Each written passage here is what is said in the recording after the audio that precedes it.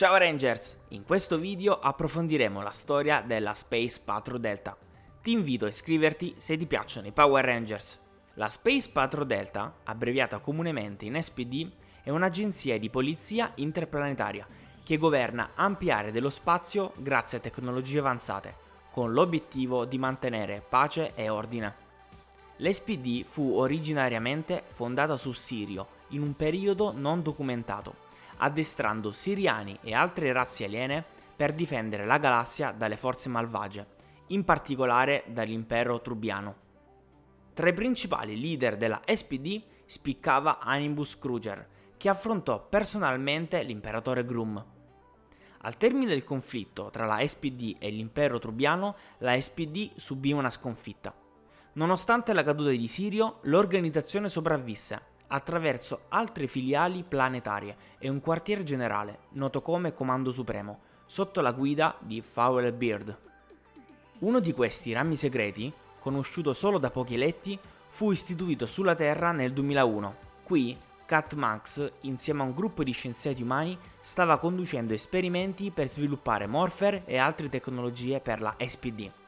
Gli effetti di questi esperimenti si manifestarono quando i figli degli scienziati umani iniziarono a mostrare poteri sovramani e abilità uniche, e per evitare conseguenze indesiderate furono separati. Nel 2015 Animbus Cruger fu riassegnato sulla Terra, dove fondò la SPD Academy e si occupò di sorvegliare i figli degli scienziati.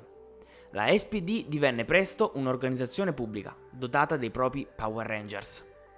La sezione terrestre della Space Patrol Delta era strutturata in due squadre principali di Ranger, la squadra A, composta da membri d'Elite, e la squadra B, formata dalle riserve. Sotto la squadra B c'erano i cadetti delle squadre C e D, che erano in fase di addestramento.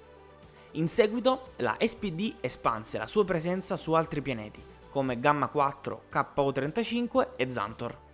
Quando i Trubiani arrivarono sulla Terra, i figli degli scienziati SPD furono rapidamente reclutati nella squadra B e incaricati di difendere il pianeta, poiché la squadra A era stata dichiarata dispersa dopo una missione nella nebulosa Helix.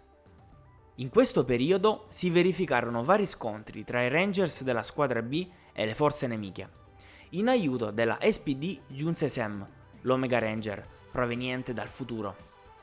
In una linea temporale alternativa, l'11 luglio 2025 i Trubiani avevano distrutto la SPD e conquistato la Terra.